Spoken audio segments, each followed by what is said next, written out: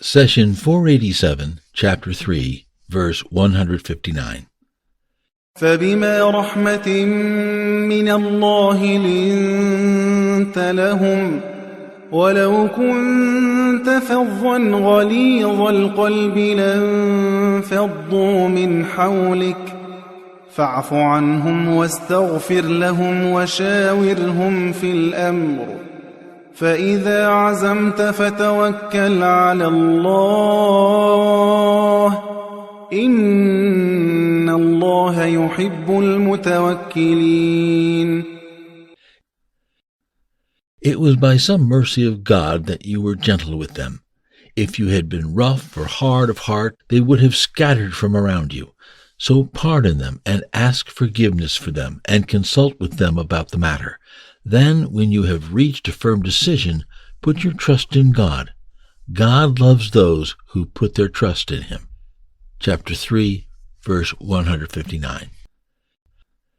This verse starts with an informative statement. It was by some mercy of God that you were gentle with them. As if God wants to say, your kind nature, O Muhammad, is suited to the task demanded from you. They disobeyed you in Uhud and did not respond when you called. Return to me, O servants of Allah. Return to me, O servants of Allah. I am the messenger of God. Their actions could have deeply angered you, but your gentle nature does not allow room for resentment. Rather, it is filled with mercy. Allah wanted to comfort our beloved Muhammad and fill his heart with love towards the companions who caused him sorrow. So he said, do not resent them for their actions in Uhud, because you were gentle by your very nature. Do not let such events derail your compassion. When you return from a great vacation, you may say to your friends, that was some trip we took together, meaning it was such a fantastic trip that you could not find the words to describe it. Likewise, it was by some mercy of God, means that God's mercy that instilled compassion in the heart of our beloved Muhammad is beyond comprehension. It is a mercy befitting the messenger's mission to his nation. Thus it was the proper action for Muhammad, peace be upon him, to pardon them and ask forgiveness for them and consult with them about the matter. This verse came addressing the events of the day of Uhud. There were several troubling issues that the Prophet faced from his people. We explained how the Prophet, peace be upon him, was of the opinion to stay in Medina and defend the city from the invading army of Quraysh. But when he consulted the companions, some who missed out on the honor of fighting in Badr insisted on meeting the enemy on the battlefield. God's messenger reluctantly agreed and began to prepare to march. At that point, these companions realized that perhaps they pressured the messenger too much against his wishes. They approached him again to reconsider. We compelled you, O messenger of God. We should not have done that. Please stay in the city and do as you see fit. Muhammad, peace be upon him, replied, it does not befit any prophet of God who has put on his armor to put it down until he fights. Another troubling issue arose when on the way to Mount Uhud, Ibn Ubay deserted with a third of the army.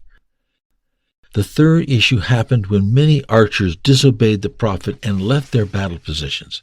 He, peace be upon him, had told Abdullah bin Jubair, the commander of the archers, watch our backs and fend off the cavalry with your arrows, lest they encircle us.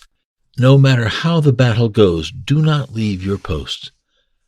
The fourth issue was when many companions fled the battlefield after a rumor spread that Prophet Mahammad was killed. Lastly, even when he, peace be upon him, was calling them to return, negating the fact that he was killed, they kept on running.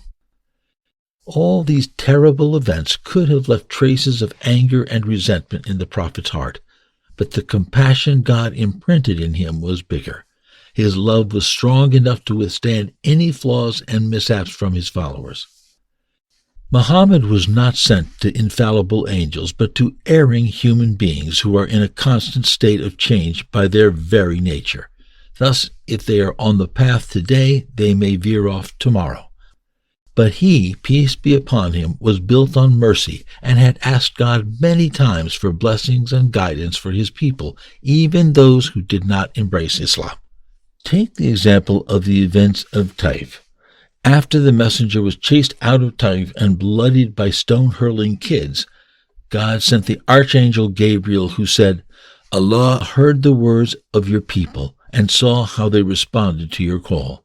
Here is the angel in charge of mountains. You can command him however you wish. Then the angel of mountains called out to the prophet, saluted him, and said, O Muhammad, Allah has sent me to you. If you wish, I can take these 2 mountains and crush these people underneath. He, peace be upon him, responded, No, let them be. I hope that God would bring forth from their offsprings people who worship him alone and associate nothing with him. God says, It was by some mercy of God that you were gentle with them. And in another chapter, We have not sent you but as an unequaled mercy for all the worlds. Chapter 21, verse 107. It was this mercy that gathered people around our beloved Muhammad. They admired his gentleness, abundant humility, impeccable manners, comforting smile, and appreciation of each and every one of them. So much so that when anyone shook his hand, he would not withdraw until they did.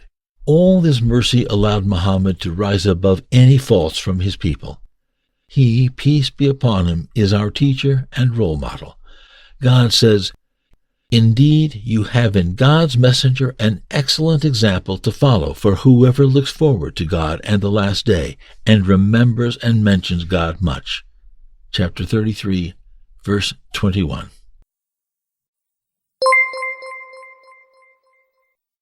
The Prophet, peace be upon him, said, Convey my teachings to the people, even if it is only a single verse. Please take a moment to subscribe and to share with your family and friends. Visit us at www.QURANGARDEN.com.